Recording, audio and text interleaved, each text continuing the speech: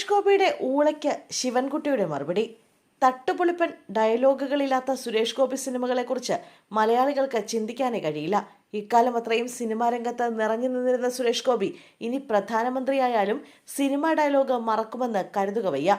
പ്രസംഗത്തിൽ ഇത്തരം ഡയലോഗുകൾ വരുന്നത് സ്വാഭാവികമാണെങ്കിലും ഈ അടുത്തിടെ വന്ന ഊളപ്രയോഗം അത്ര നന്നായില്ല എന്ന അഭിപ്രായമാണ് മന്ത്രി ശിവൻകുട്ടി തന്റെ ഫേസ്ബുക്ക് പോസ്റ്റിൽ കുറിച്ചിരിക്കുന്നത്.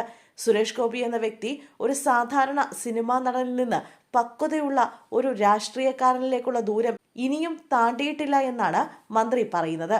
മുമ്പൊക്കെ അദ്ദേഹം സിനിമാ നടന്റെ ഹാങ് ഓവറിൽ നിന്ന് മുക്തനായിട്ടില്ല എന്നായിരുന്നു വിമർശനം. എന്നാൽ ഇപ്പോൾ അദ്ദേഹം അതിനും ഒരു പടി കടന്ന് രാഷ്ട്രീയമായി പിച്ചും പേയും പറയുന്ന അവസ്ഥയിലേക്ക് എത്തിയിരിക്കുകയാണെന്ന് ശിവൻകുട്ടി വിമർശിക്കുന്നു. രാഷ്ട്രീയ എതിരാളികളെ ഊളകൾ എന്നൊക്കെയാണല്ലോ അദ്ദേഹം അഭിസംബോധന ചെയ്യുന്നത്. ഒരു പൊതുപ്രവർത്തകന്, അതും ഉത്തരവാദിത്തപ്പെട്ട സ്ഥാനത്തിരിക്കുന്ന ഒരാൾക്ക് ചേരുന്ന ഭാഷയാണോ ഇതെന്ന് ശിവൻകുട്ടി ചോദിക്കുന്നു.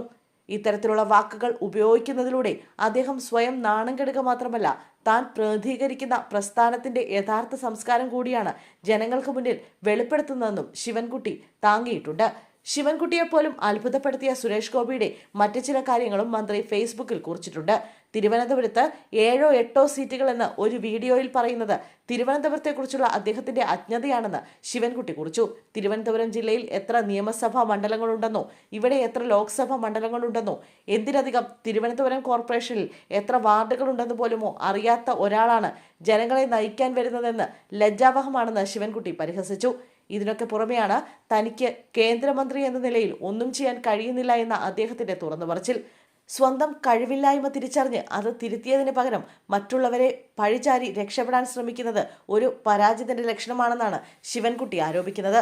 സുരേഷ് ഗോപിയെ കടന്നാക്രമിച്ചതിന്റെ കാര്യം ഇനിയുള്ള മന്ത്രിയുടെ കുറിപ്പ് കൂടി മനസ്സിലാക്കിയാലേ തിരിച്ചറിയാനാകൂ. മറ്റൊന്നുമല്ല, നിയമം മണ്ഡലം തന്നെ. നിയമം ഇങ്ങെടുക്കുമെന്ന BJP സംസ്ഥാന പ്രസിഡന്റ് രാജീവ് ചന്ദ്രശേഖർ പറഞ്ഞതിന് പിന്നാലെ പിന്തുണയുമായി സുരേഷ് ഗോപി എത്തിയത് സിറ്റിംഗ് MLA ആയ ശിവൻകുട്ടിക്ക് പോലും അത്ര ഇഷ്ടപ്പെട്ടിട്ടില്ല. BJPയും സുരേഷ് ഗോപിയും മനപ്പായസം ഉണ്ണുകയാണെന്നാണ് ശിവൻകുട്ടിക്ക് പറയാനുള്ളത്. തിരുവനന്തപുരത്തെക്കുറിച്ചോ ഇവിടുത്തെ രാഷ്ട്രീയത്തെക്കുറിച്ചോ യാതൊരു ധാരണയുമില്ലാത്ത ഇക്കൂട്ടരുടെ മോഹങ്ങൾ മലർപ്പൊടിക്കാരന്റെ ദിവാസ്വപ്നം പോലെ അവശേഷിക്കുകയുള്ളൂ എന്നും ശിവൻകുട്ടി കുറിപ്പിൽ പൂരിപ്പിച്ചിട്ടുണ്ട്.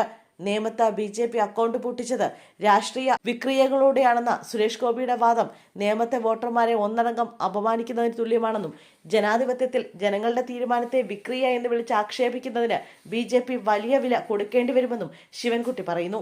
കുടിക്കുന്ന കഞ്ഞിയിൽ കല്ലിട്ടിളക്കാൻ ആരെങ്കിലും വന്നാൽ ശിവൻകുട്ടിക്കെന്നല്ല ആർക്കാണെങ്കിലും സഹിക്കാനാകില്ല എന്നാണ് 140 ന്യൂസ് പൊളിറ്റിക്സിന് പറയാനുള്ളത്.